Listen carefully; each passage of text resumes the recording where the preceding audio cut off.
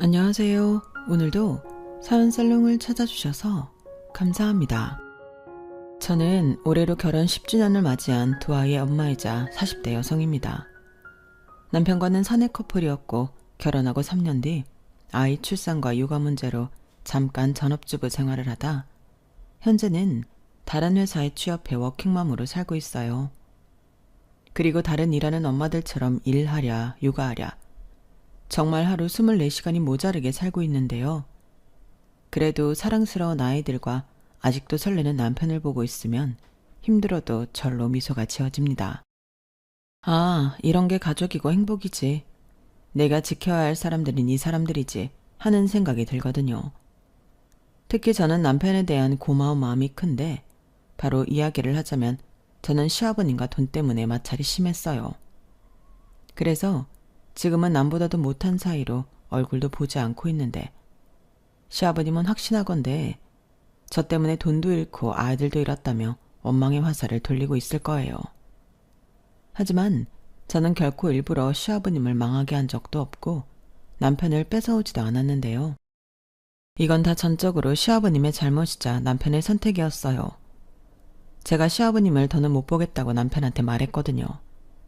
그래서 남편이 자기 아버지가 아닌 저와 아이들을 선택했고 이로써 시아버님은 철저히 혼자가 되셨는데 그 이전의 신우 역시 시아버님과 손절한 상태입니다. 사람이 용색하고 욕심도 많고 인정이라고는 털끝도 찾아볼 수 없거든요.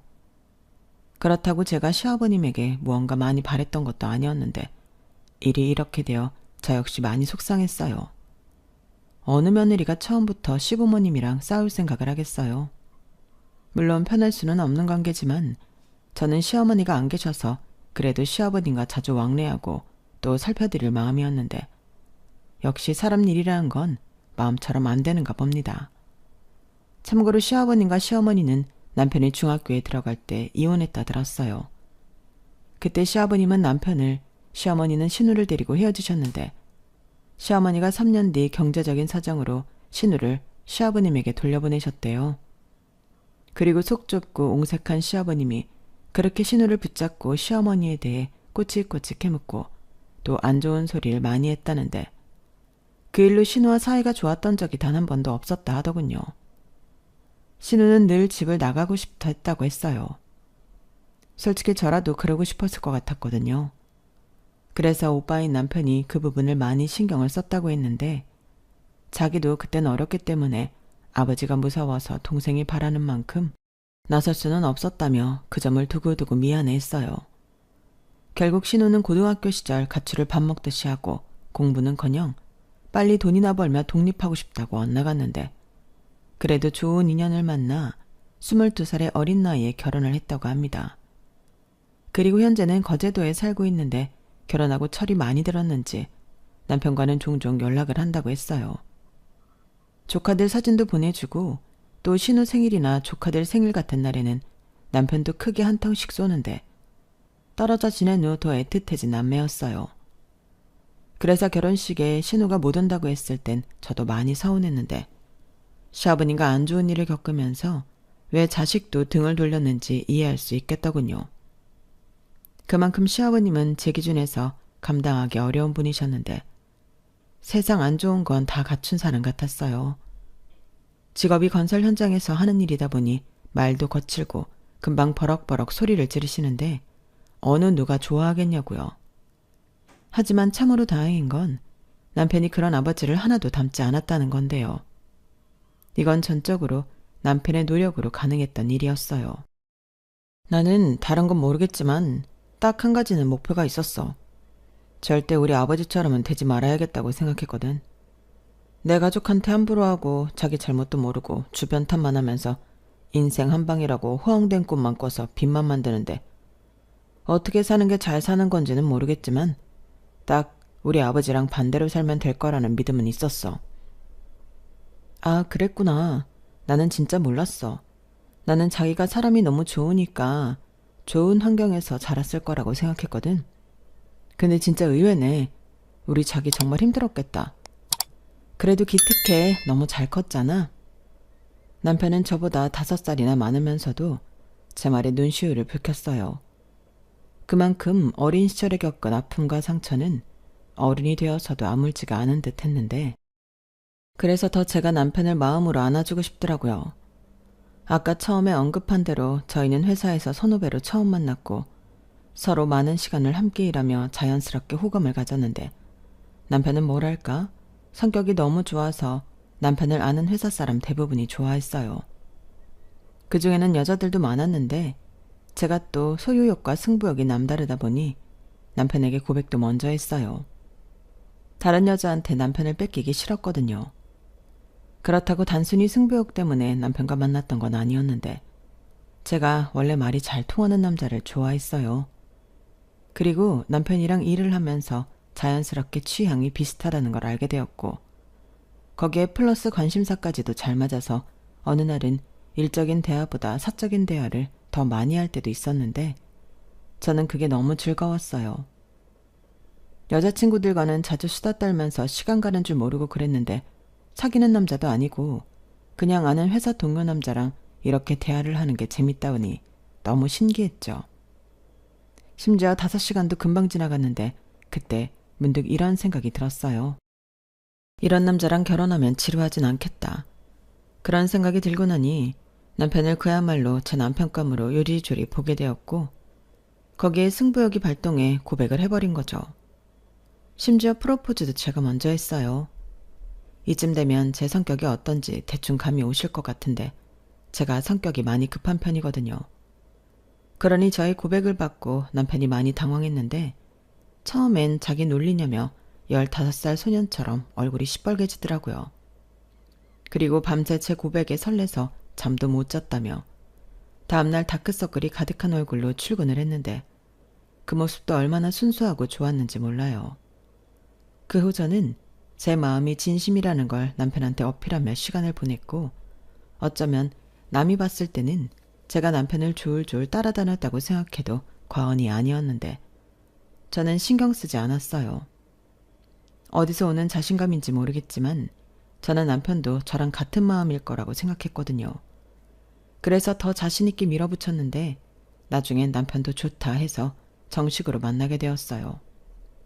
그렇게 바라던 연애를 시작했고, 저는 연애보다 결혼이 더 하고 싶었기에 연애를 시작한 지 1년도 되지 않아 결혼 얘기를 꺼냈는데, 그때도 남편은 많이 당황했어요. 아니, 혜선 씨는 원래 그렇게 성격이 저돌적이에요? 우리 이제 사귀기로 한... 그치? 이제 사귀기로 했는데 결혼이요? 아, 당황했어요. 아니, 나는 승현 씨가 너무 좋으니까 처음부터 연애보다는 결혼하고 싶어서 사귀자고 한 거예요. 제가 좀 이상해요? 혹시 부담스러워서 싫어요?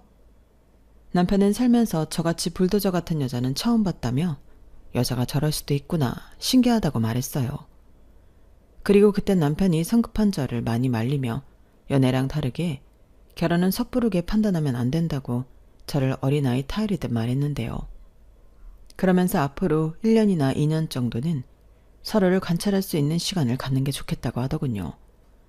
그땐 저도 제 성격대로 더는 밀어붙일 수는 없었어요. 제가 결혼하고 싶은 남자가 저렇게 말을 하는데 싫다고 고집을 부릴 수는 없겠더라고요. 괜히 싫다고 했다가 남편이 도망가면 안 되잖아요.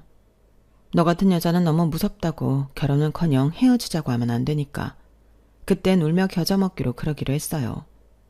하지만 마음 한켠에서는 2년 말도 안 되고 1년도 다 채울 생각이 없었는데, 사람 마음은 언제든지 바뀔 수 있는 거니까 거기에 희망을 걸었죠. 남편도 제가 너무 좋으면 저처럼 당장 결혼이 하고 싶을 거라고 단순하게 생각했거든요. 그런데 막상 결혼을 전제로 남편과 연애를 하는 그 시간이 너무 즐거웠는데, 성격 급한 저도 지루할 틈 없이 2년이 훌쩍 지나가 버렸어요. 그래서 무려 2년 8개월을 연애하고 본격적인 결혼 준비를 하기 시작했는데, 그때 뎁든 남편이 자기가 먼저 프로포즈를 했어야 했는데 미안하다고 사과를 하더군요. 솔직히 누가 먼저 하든 저는 상관없다고 생각하는데, 자기가 본의 아니게 튕긴 것 같다며 제가 자존심이라도 상하지 않았을까 걱정을 많이 했다고 했어요. 이렇듯 어찌 보면 여자인 저보다 남편이 더 감정적으로 섬세하고 또 배려심이 많은 사람이었는데, 그래서 남편이 더 좋았던 저였어요. 그러면서 동시에 이 남자를 놓치면 안 된다는 생각도 많이 했는데 그렇게 본격적으로 양가 허락을 받기 위해 그 일을 이야기하는 중 남편은 할 말이 있다며 이렇게 말했어요. 저기 내가 전에 한 번 정도는 얘기를 했던 것 같은데 우리 아버지가 여유가 많이 없어. 그래서 우리 결혼한다고 해도 도와줄 수는 없을 것 같은데 실은 우리 아버지가 사업하다 망하고 투자했다 사기당하고 빚이 좀 있었거든. 그래서 나도 그거 대신 갚아주느라 모은 돈도 별로 없어. 나도 자기랑 결혼하고 싶은데 이런 나라도 괜찮아? 나는 솔직히 연애를 더 해도 좋아. 한 2년 정도 자기가 기다려줄 수 있으면 그때는 진짜 독한 마음으로 돈 모아볼게. 어때? 뭐? 나더러 2년을 더 기다리라고? 싫어. 돈이 없으면 없는 대로 하면 되지. 2년이면 내가 몇 살이야? 그리고 그까짓 돈 굶어 죽지 않을 만큼만 있으면 되는 거 아니야? 나랑 자기가 같이 버는데 설마 우리 둘 굶게 하겠어? 그래도 내가 결혼한 친구들한테 물어보니까 돈이 장난이 아니던데. 집도 그렇고 신혼여행도 그렇고.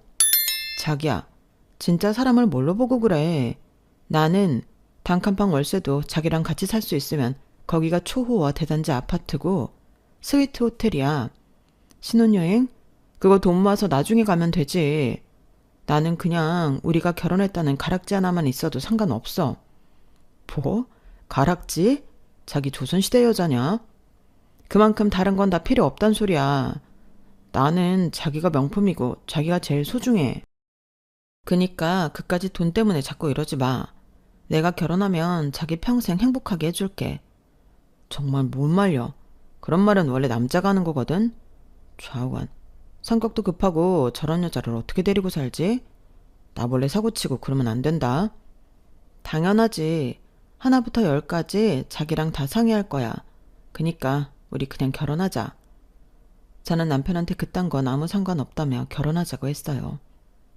본의 아니게 두 번째 프로포즈도 제가 한 꼴이 되었는데 저는 그것도 상관없었어요.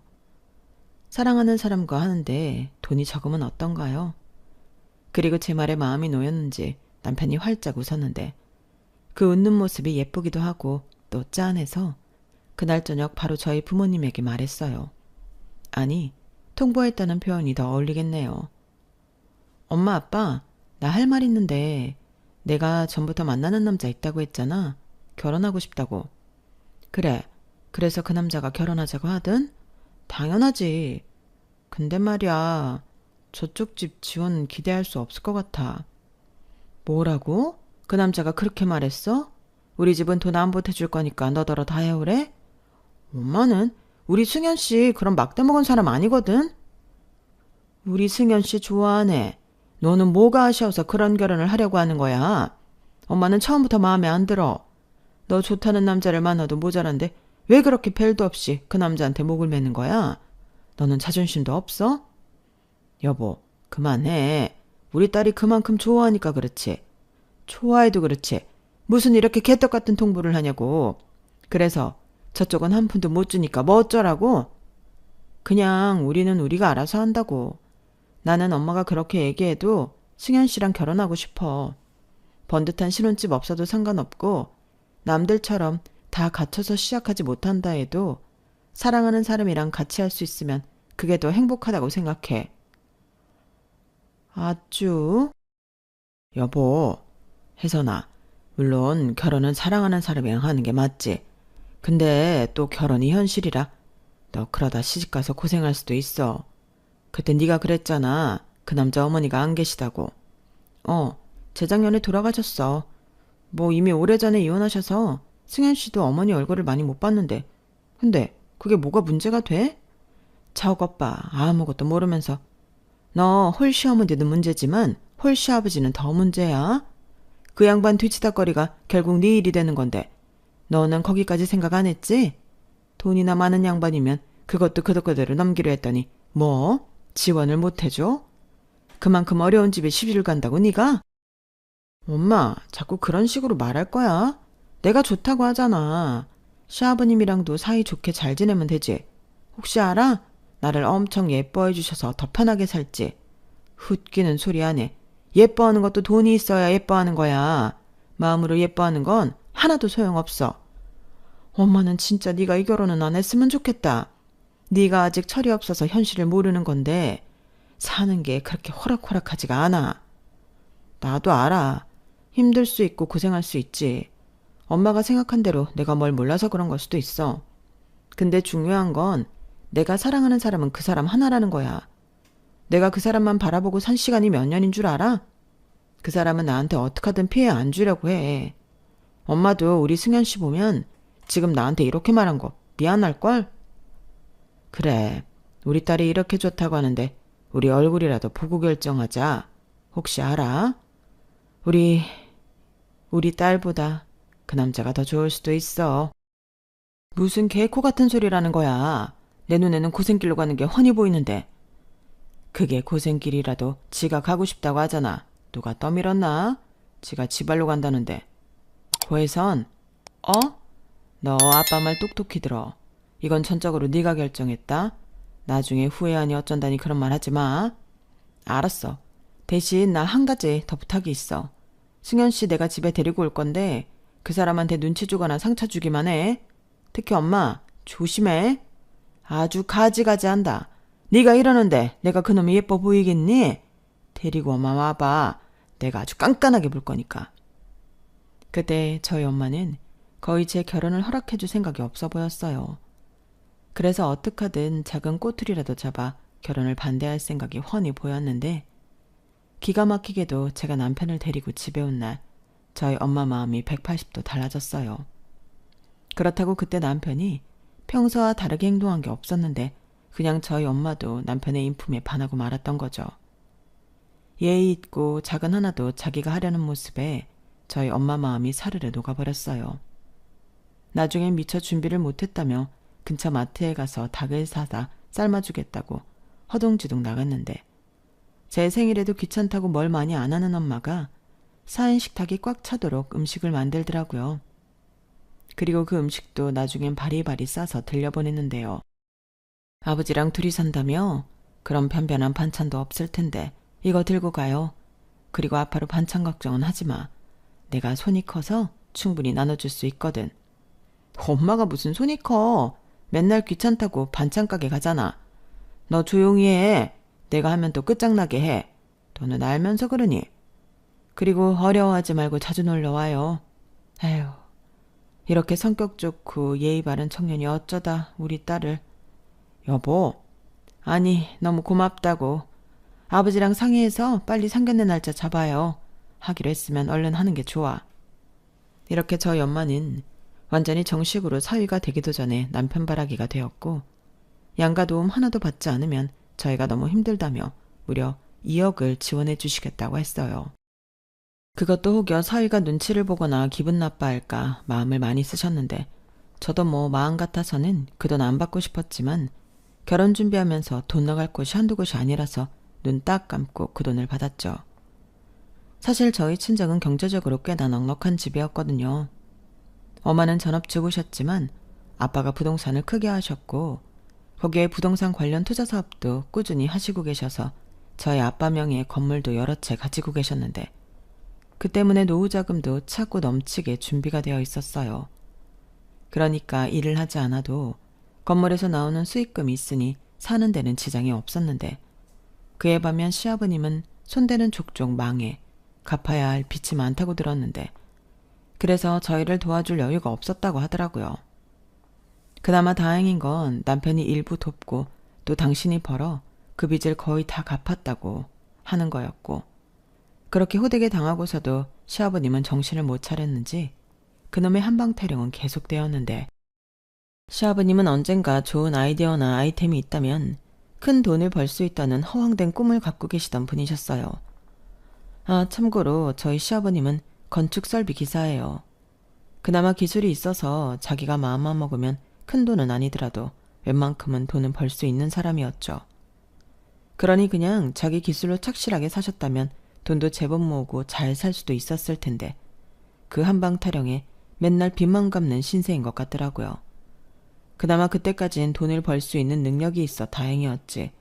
저걸 다 남편이나 제가 해결해야 한다면 어쩌면 불도저인 저도 결혼까지는 힘들었을지도 모를 일이었어요. 그런데 어찌되었든 그 빚이 대다수 해결이 되었다고 하니 앞으로는 그냥 평범하게 사셨으면 좋겠다는 마음으로 시댁 지원 10원도 없이 결혼식을 올렸는데 문제의 씨앗은 벌써 꿈틀거리고 있었더군요. 저희가 신혼여행을 다녀오자 시아버님이 저희 아빠를 따로 만나고 싶다고 하셨는데 저희가 결혼 전 상견례를 할 때 저희 아빠가 시아버지에게 자기 명함을 줬었거든요. 그리고 시아버님이 처음엔 대수롭지 않게 당신 지갑에 바로 넣더니 무슨 계기로 저희 아빠의 명함을 다시 보셨는지 자기가 꼭 저희 아빠를 만나야 한다고 성화를 부리셨어요. 사돈지간끼리 친하게 지내면 얼마나 좋아. 서로 상부상조하고 호영호제하고. 그럼 너희들도 좋지 않냐? 나도 혼자인 마당에 좋은 친구 만나서 남은 인생 즐기고 싶다. 아, 근데 저희 아빠는 많이 바쁘신데? 알아. 그래도 그 직업이 사람 만나는 직업 아니냐? 나는 기술이 있고 니네 아버지는 정보가 있으니 이 얼마나 환상의 짝꿍이냐고. 이제 가족이 되었으니 더 잘 지내고 싶다는 의미로다가 네가 나서서 다리 좀 튼튼하게 놔봐. 저는 순진한 건 아니었지만 그땐 시아버님이 저희 아빠랑 친해지고 싶어 한다고 생각해 알겠다고 했어요. 사돈끼리 친하게 지내고 싶다고 하는데 거기에 대고 그러지 말라고 할 수는 없으니까요. 게다가 저희 집에서 저희 결혼식에 많은 돈을 지원해줬다는 걸 시아버님이 알고 계셨기에 그게 고마워서 그러시나 보다 그 정도로만 생각했는데요. 그래서 기쁜 마음으로 저희 아빠에게 얘기해 약속을 잡아드렸고 장소까지 제가 알아봐 예약도 해드렸어요. 그런데 알고 보니 시아버님은 단순히 저희 아빠와 친분을 맺기를 원하신 게 아니었고 자기도 부동산으로 큰 돈을 벌고 싶다며 저희 아빠에게 도와달라고 했다는데 저희 아빠가 많이 난감했다고 하셨어요. 자기 때문에 돈을 벌면 다행이지만 돈을 잃게 되면 그건 또 부담이고 거기에 제가 또 가운데 끼어 있으니 좋게 거절을 하셨나 보더라고요. 하지만 시아버지는 포기하지 않았고 아이들한테 짐이 되기 싫다며 자기 노후 자금만이라도 마련할 수 있도록 도와달라고 몇 날 며칠을 졸랐다고 하는데 결국 저희 아빠가 안정적인 수익을 얻을 수 있는 9억 아파트 쪽으로 알아보기 시작하셨어요. 저희 아빠가 투자하는 쪽은 아무래도 금액 단위가 높아 자칫 잘못하면 큰 손해를 볼 수도 있기 때문에 그렇게 하지 마시고 비교적 적은 돈으로 할 수 있는 쪽으로 소개를 했는데 문제는 저희 시아버님이 그 정도 돈도 융통할 수 없다는 거였죠. 아마 제 기억에 그 9억 아파트를 매매하려면 아무리 대출을 낀다고 해도 대출이 50%밖에 나오지 않아 당신 돈 2억이 필요하셨거든요. 그런데 그때 당시 살고 계셨던 빌라가 시세로 1억이 되지도 않았고 그동안 빚 갚느라 모은 돈도 없었기에 2억이라는 돈은 넘사벽 같은 거였는데 결국 그것도 저희 아빠가 나서서 저금리 대출을 받아 진행할 수 있도록 해주셨어요. 그 아파트에서 나오는 월세만으로 대출금과 이자를 감당할 수 있게 그 구조를 만들어주신 거였죠. 게다가 세입자를 끼고 계약을 했기에 세입자가 낸 보증금만큼도 까고 매매를 진행하면서 부담을 줄일 수 있었는데 그러니까 아버님 돈은 거의 들어가지 않고 대출을 끼고 매달 나오는 월세로 그걸 다 감당할 수 있도록 저희 아빠가 나서서 해주신 거예요. 그렇게 아파트 가격이 오르면 그 이후에 발생하는 돈은 시아버님의 수익이 되었는데 실제로 시아버님이 매매한 그 9억 아파트는 허름한 것과 달리 좋은 호재 소식에 나날이 집값이 올랐는데 1년 뒤엔 시아버님이 구매한 가격에 1억이 더 올랐어요. 그러니 그 소식에 시아버님이 기분이 좋아서 난리도 아니었는데 문제의 시작은 그 세입자가 나가겠다고 하면서 또 다른 세입자를 구해야 되면서 생겨났어요. 집이 워낙에 낡아서인지 새 세입자를 구하기가 쉽지 않았거든요.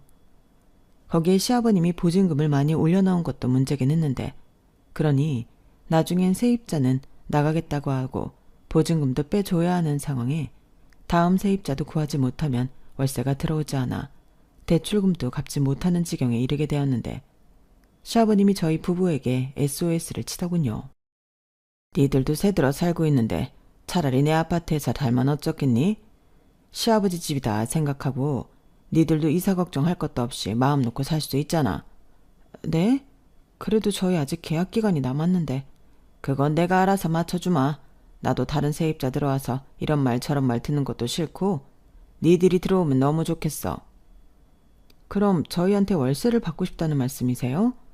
저희는 다음 집은 무리를 해서라도 전세 갈 생각이었는데. 그래? 그럼 전세를 해줄게. 보증금 2억이면 어떻겠니? 네? 그래도 돼요? 아버님 대출금 때문에 월세가 필요한 게 아니셨어요? 내가 생각을 해봤는데 대출이라는 게 좀 그래. 니들이 2억 정도 해주면 그냥 털어버리려고. 마침 내가 그때 받은 대출이 2억이 좀 넘는데 나머지는 내가 부담하면 된다. 그 전에 갚던 대출도 다 끝나서 그 정도는 여유가 있어. 그럼 너희도 좋고 나도 좋고 됐지?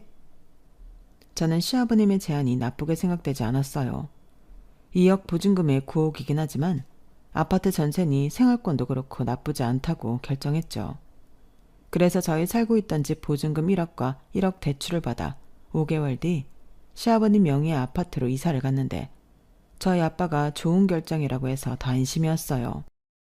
그 아파트가 시간이 좀 걸리긴 해도 재건축이기가 나오는 곳이야. 집값은 계속 오를 거고. 네 시아버지도 무리가 좀 되지만 대출금을 다 갚고 나면 나머지는 온전히 수익이 될 테니 나쁜 결정은 아니지. 게다가 니들도 이사 걱정 없고 그 돈으로 거기 전세는 나중엔 어림도 없거든. 설마 시아버지신데 니들한테 전세금 더 달라고 하진 않을 테니 이래저래 잘 생각했다. 대신 아빠가 거기 도배랑 문제 있는 곳 있나 점검해서 아는 사람한테 싹 리모델링 해달라고 할게. 정말? 그럼 나야 너무 고맙지. 이래저래 아빠한테 고마운 점이 많아. 그이도 마찬가지고. 사실 아버님이 아빠한테 그런 부탁했다는 거 알고 그이가 걱정을 많이 했어. 알지. 우리 사위 성품에 그럴 거라고 아빠도 생각했어. 그래서 아빠도 신경을 많이 썼고. 또 네 시아버지가 운이 아예 없진 않더라. 아빠도 살짝 불안하긴 했는데 거의 재건축이 확정되는 분위기야. 그래서 네 시아버지도 바라는 대로 노후자금 마련하고 니들도 그 덕 보면 서로 좋지. 고마워. 다 아빠 덕이야. 저는 진심으로 저희 아빠한테 감사했어요. 그리고 그 감사함은 저뿐만이 아닌 남편과 시아버님도 마찬가지라고 생각했는데 사람의 욕심이란 게 끝도 없더군요. 시아버님은 돈이 생기는 족족 저희 아빠한테 또 다른 투자 건물을 알려달라고 했어요. 대출을 받아서 무리를 해도 수익이 많이 나면 결국엔 그게 다 자신의 몫이란 걸 알았기에 더 거침이 없으셨죠. 그러다 잘 안 되는 일도 있었는데 그때는 저희 아빠 탓하며 저한테도 엄청 눈치를 주는 거예요. 내가 이번에 니네 아빠 말 듣고 투자 들어갔다가 손해를 많이 봤어. 네 아버지도 다 아는 게 아니더라고. 에휴, 그 돈이면 내가 다른 데 넣어서 수익을 볼 수도 있었는데 괜히 네 아버지 말 들어서 손해를 봤다 이 말이야. 이런 말을 하며 제 심기를 건드렸는데 그러면 중간에서 남편이 조율을 나섰어요. 왜 그걸 장인어른 탓을 하냐. 아버지가 투자하겠다고 했으니 일어난 일인데 괜한 말 하지 말라 등등. 제가 하고 싶은 말을 대신해 줬는데 결국 남편 때문에 저는 입도 뻥긋하지 않고 그런 일들을 넘길 수 있었어요. 그러다 자신감이 붙은 시아버님이 자기 혼자 몇 군데 투자를 한 것 같았고 그것들이 몽땅 실패로 돌아가면서 시아버님은 다시 빚더미에 오르게 되었어요. 그리고 그 사실을 저도 남편도 알지 못했는데 똥줄이 타기 시작한 시아버님이 저에게 전화를 걸어 그러시더군요. 니들 사는 그 아파트가 시세가 많이 올랐어. 너 혹시 알고 있었니? 한 4억 가까이 오른 것 같은데. 아, 정말요? 저는 몰랐어요. 아버님 좋으시겠네요. 좋긴 뭐가 좋아. 니들이 전세 보증금을 더 올려줄 것도 아닌데. 그렇다고 니들이 나한테 월세를 내는 것도 아니잖아. 네? 아버님, 그게 무슨... 상식선에서 아무리 내가 시아버지고 네가 며느리라도 거래는 거래다 이 소리지. 내가 많이는 안 불러. 2억 보증금 올려다오. 네? 2억을요? 아버님 그런 게 어딨어요. 그 돈이면 집을 사죠. 얘가 뭘 몰라도 이렇게 몰라요. 서울에서 4억으로 어떻게 아파트를 사냐. 전세도 5억이 넘는다. 그렇다고 어디 경기도 외곽으로 나갈 거야? 이러는 법이 어딨어요. 여기 들어와 살라고 했던 건 아버님이시잖아요. 그리고 저희 아직 2년도 안 됐는데 그런 말을 하시면 우리가 계약서를 정식으로 쓴 것도 아니잖아. 집주인 마음이지. 싫으면 나가. 지금 그 아파트 전세 보증금 시세가 얼만지 아니? 게다가 거긴 리모델링도 했잖아. 그럼 내가 1억은 시세보다 더 부를 수 있대. 나도 니들이 나간다고 하면 땡큐다. 이 말이야. 내가 지금 니들 때문에 손해를 보고 있어. 무슨 말도 안 되는데. 리모델링도 아버님이 하신 거 아니잖아요. 저희 아빠가 저희 오래 살 것 같으니까 해주신 건데 아버님이 그걸 이용해서 돈 더 벌 수 있다고 저희 내쫓는 거예요?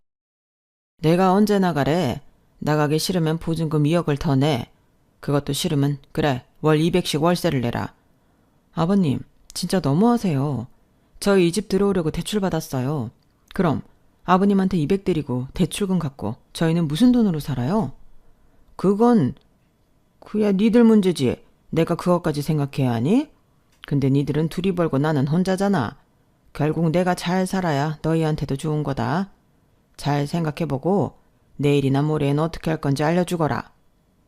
저는 시아버님의 통보에 화가 머리끝까지 났어요. 잘 살고 있던 저희에게 전세로 들어오라고 꼬신 건 시아버님이셨는데 저렇게 딴소리를 하니 너무 열이 받더라고요. 그렇다고 시아버님의 요구사항을 들어주고 싶은 마음도 없었는데 남편도 이러는 법이 어딨냐며 자기 아버지랑 큰 소리를 내며 다퉜어요. 그런 모습은 연애할 때도 보지 못한 모습인데 남편도 참을 수 없는 화 앞에서는 큰 소리를 낼 수 있는 사람이더라고요.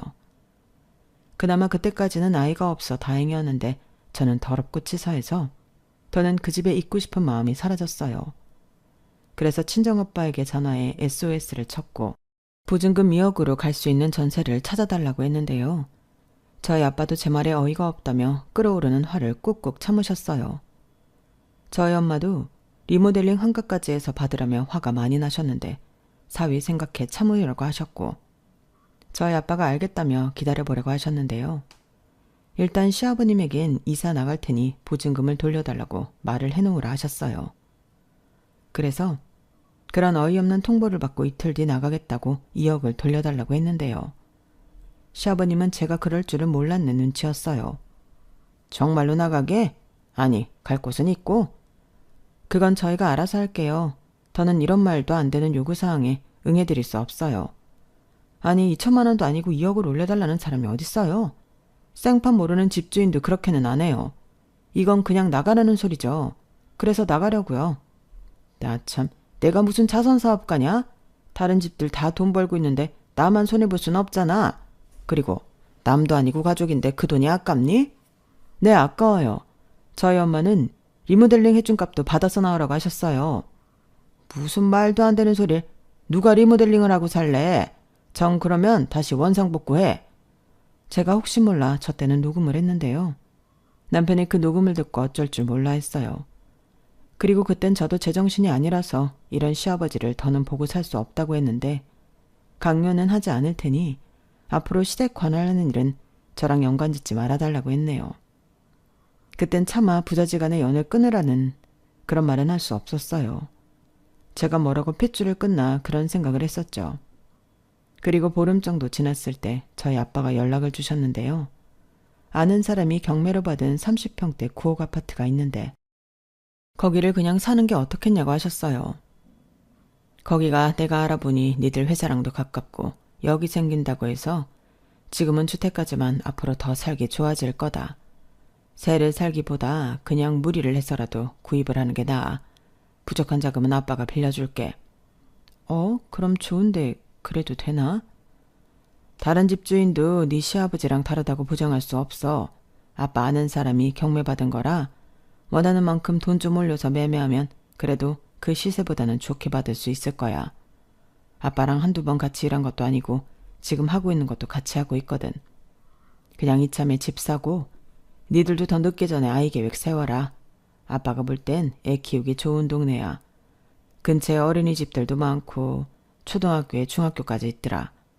그냥 나쁘게 생각하지 말고 집을 살 기회라고 생각해. 괜히 네 남편 바가지 긁지 말고. 바가지 안 긁어. 내가 우리 그이 많이 좋아하는 거 알면서. 지금도 그렇게 좋냐? 시아버지가 속을 썩여도? 그야 그건 시아버지가 그런 거고 내 남편하고는 별개지. 아무튼 그이랑 상의해서 전화할게. 근데 나도 아빠 생각이 맞는 것 같아. 이번에 진짜 많이 서러웠다니까? 이게 바로 집 없는 서러움인가? 저는 어쩌면 무모하다고 생각할 수도 있지만 그렇게 별다른 고민 없이 아빠가 말한 그 집을 사고 싶었어요. 게다가 돈도 아빠가 빌려주신다고 하니 그것도 걱정을 덜었는데 남편한테 조심스럽게 말을 하니 제가 하고 싶으면 그렇게 하자고 하더라고요. 그러면서 장인어른에게 너무 죄송하다며 빌려주신 돈도 꼭 이자까지 쳐서 갚자고 했는데 저 역시 그러자고 했죠. 그래서 시아버님에게 집을 살 생각이니 하루라도 빨리 보증금을 빼달라고 통보했는데요. 시아버님이 저희가 집을 산다는 소리에 깜짝 놀라셨어요. 집을 산다고? 어디에? 니들 정말 어디 시골 구석으로 가냐? 아니요. 오히려 저희 회사 근처로 가요. 마침 저희 아빠가 좋은 집을 구해주셨거든요. 지금 사는 집보다도 넓고 환경도 좋아요. 그래? 아니 뭐 니들이 정 그렇다고 하면 알겠다. 그럼 새 세입자 들어오면 그때 주마. 원래 새 세입자가 들어와야 그 돈 받아서 보증금을 빼주는 거잖아. 내가 무슨 돈이 있니? 아, 그러시죠, 하기사. 아버님이 무슨 돈이 있겠어요. 제가 미처 그 생각은 못했네요. 알겠어요. 그럼 되시는 대로 주세요. 저는 일부러 시아버님 심기를 건드리려 말을 좀 얄밉게 했어요. 그러자 저를 노려보시며 잔소리를 하고 싶어 입을 달싹이던 시아버님이셨는데 자기도 자기가 저한테 한 짓이 있으니 아무 말 안 하시더라고요. 그런데 저희 아빠가 보증금 받으면 당신한테 주라고 하고 이사부터 가라고 했는데 저희가 살던 집 리모델링해 놓은 것이 너무 아까워 그걸 좀 손을 봐야 할 것 같다고 하셨어요. 그래서 저는 더 살고 싶은 마음도 없었고 알겠다고 하고 남편과 이사를 갔는데 저희 아빠가 사람들을 시켜 그야말로 정말 원상복구를 하셨어요. 누가 보면 저게 무슨 돈지랄이냐 그러실 수 있는데 저희 아빠는 돈보다 시아버님의 행태가 괘씸해 그렇게 하신 거죠. 그리고 때마침 시아버님이 소문을 듣고 저희 아빠가 투자하는 사업에 참여하고 싶다고 연락을 하셨다고 했는데요. 그걸 받아줄 저희 아빠가 아니셨어요. 참고로 저는 엄마 성격을 닮았는데 저희 아빠가 뒤끝이 좀 길거든요. 그리고 손해를 보더라도 복수는 꼭 성공해야 성미가 풀리셨는데 그 어떤 정보도 줄 수 없다고 선을 딱 그었다고 하셨어요. 아니 사돈, 우리끼리 이러면 안 되죠. 우린 가족인데. 아, 그래서 애들 그렇게 내쫓으셨습니까? 가족인데? 제가 언제 내쫓았습니까? 사실 서운하기로 따지면 저도 그래요. 거기에 사돈께서 개입을 하셔서 저만 이상한 사람 되고 며느리랑 서먹하잖아요. 아니 저도 여유가 있으면 그랬겠습니까? 그냥저냥 이해하고 넘어갈 수 있는 일인데. 뭐라고요? 그런 일을 어떻게 넘어갑니까? 살려달라는 사람 살려줬더니 보따리 내놓으라는 꼴이죠. 지금 말 다 했습니까? 내가 언제 살려달라고 구걸을 했다는 겁니까? 돈 좀 있으면 사람 우습게 봐도 되는 거예요? 사람을 뭘로 보고? 제가 언제 구걸이라고 했습니까? 저는 제가 손해보더라도 애들이 걱정 없이 사는 게 먼저인 사람입니다. 그게 부모 아닌가요? 저는 가치관이 다른 사람과는 일같이 안 하니 앞으로 이런 일로 연락이나 보자는 말씀은 안 하셨으면 좋겠습니다. 애들은 제가 알아서 살 길 열어줄 테니 애들 건드리지 마세요. 나중에 부양하라고 하시지 마시고요. 뭐라고요? 이 사람이 정말? 당신 이러는 거 선 넘는 거야. 알아? 당신? 지금 끝까지 볶아보자는 거야. 이렇듯 두 분이 목소리 높여 싸우셨다고 했는데 저런 일까지 있었으니 저는 더더욱 시아버님을 보고 싶지 않았어요. 그리고 남편은 저희 부모님에게 고개 숙여 죄송하다고 여러 번 사죄했는데 진짜 너무 속상하더라고요. 다행히 저희 엄마가 자네가 사과할 일 아니야. 그리고 이런 일 진짜 많아. 그러니 신경 쓰지 말고 이제라도 걱정 말고 편히 살아. 우리는 자네랑 우리 딸 행복하게 잘 살면 그게 제일 큰 복이네. 안 그래요 여보? 라고 말을 하셨는데 저희 아빠가 맞다며 제 남편 등을 팡팡 치셨어요. 그러면서 자네가 정 마음이 그렇다면 나랑 종종 목욕도 가고 산에도 가고 놀아줘. 다른 사람들은 사위랑 골프도 치고 뭐 낚시도 가고 그런다는데 나는 그런 건 별로고 자네랑 산이나 가고 목욕이나 하면 딱 좋겠어. 라고 하셨는데 저희 남편이 좋다고 언제든지 말씀만 하시라 했어요. 그렇게 가끔 주말엔 저랑 남편은 친정을 다녀오기도 하고 이젠 이사 걱정 없이 살 수 있으니 다른 때보다도 더 안정감 있게 생활을 이어갔는데 마음이 편해서인지 제가 임신을 했어요. 그 사이 시아버님은 집이 원상복구된 사실을 알고 노발대발 자기 집을 훼손했으니 손해배상 청구를 하겠다며 난리를 치셨어요. 아니 언제는 리모델링 해달라고 했냐며 원상복구하라고 한 사람이 누군데 저희가 정말로 그렇게 할 줄은 몰랐나 봐요. 그리고 저희 아빠가 억울하면 고소하라고 맞받아치셨는데 어느 세입자가 그런 분쟁이 있는 집을 들어오고 싶어 할까요? 우선 그런 문제를 떠나 집 상태가 엉망이었기 때문에 이사를 오겠다는 사람들도 집을 보곤 마음을 바꾸는 듯 보이더라고요. 거기에 저는 받을 돈은 받아야 하기에 아빠가 소개해준 변호사를 통해 보증금 반환 신청을 넣었는데요. 그게 저희 쪽에서 2억을 입금한 날로부터 2년이 된 후의 일이었어요. 일부러 그 시간을 기다린 거죠. 그러자 정말 궁지에 몰린 시아버님은 잘못했다며 자기 사정을 봐달라고 빌기 시작했는데 자기가 따로 투자한 투자들이 다 어그러지면서 그 아파트 담보로 대출까지 끌어다 쓰셨더라고요. 그러니 더더욱 거래가 되지 않았고 나중엔 그 아파트까지 넘어가게 되었는데 너무 헐값에 넘어간다며 자기를 도와달라고 애걸복걸하셨어요. 하지만 저는 도와드릴 능력도 생각도 없었죠.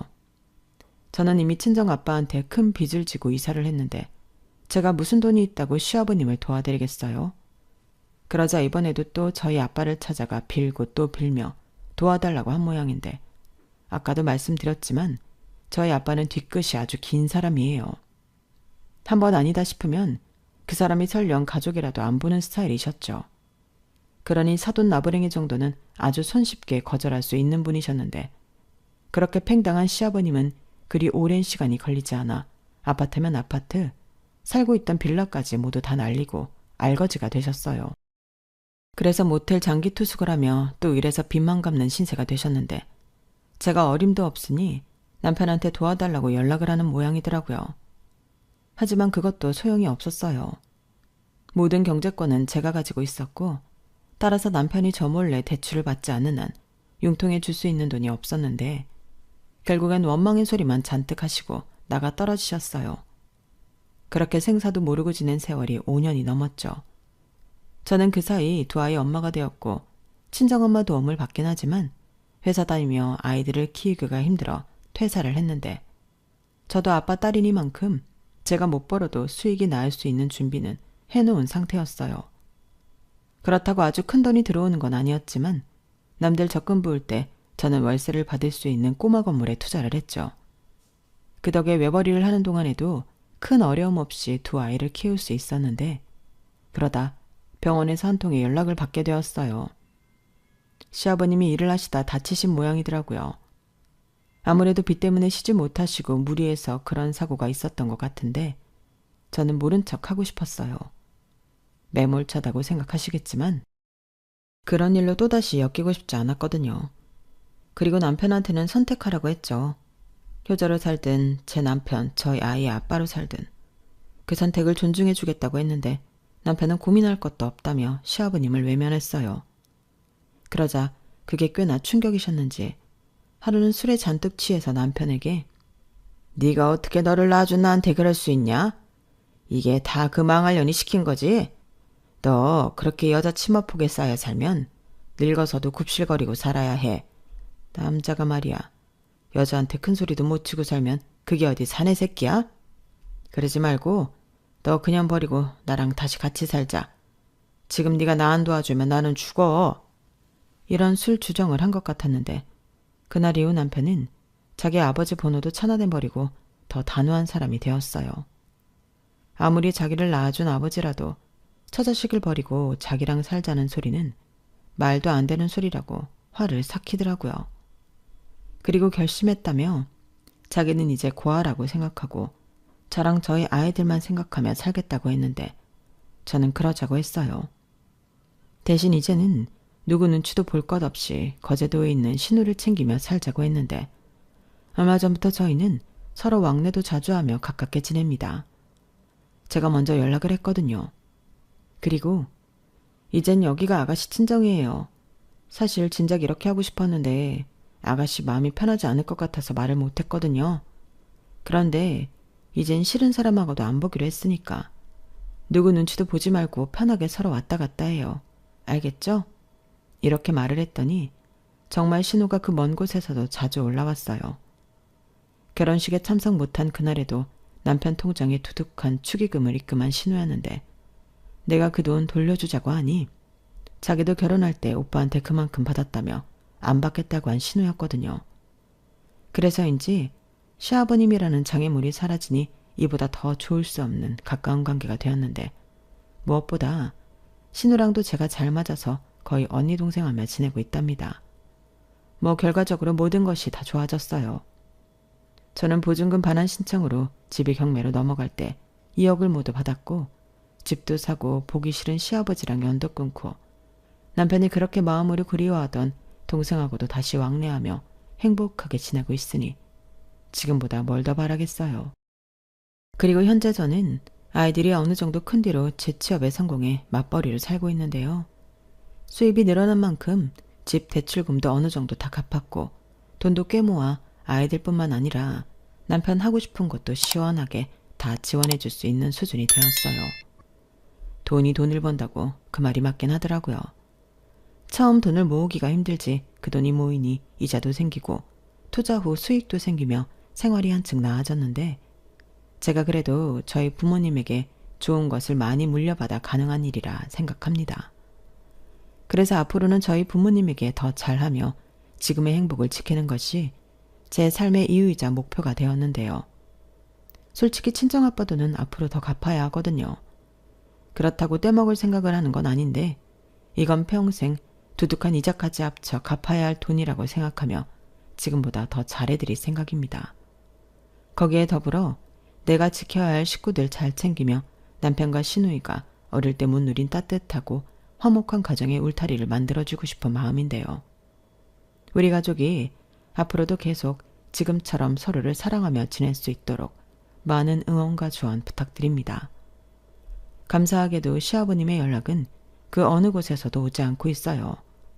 무소식이 희소식이라고 앞으로 계속 이렇게 서로 모르고 살았으면 좋겠습니다. 이상 제 사연은 여기까지예요. 지금까지 제 사연 들어주셔서 대단히 감사드리고요. 오늘 하루도 기분 좋은 날 되시길 바랄게요. 고맙습니다. 여러분, 사연 댓글에 응원과 현명한 조언 부탁드려요. 좋아요와 구독은 저에게 큰 힘이 됩니다. 오늘도 좋은 일 가득하세요.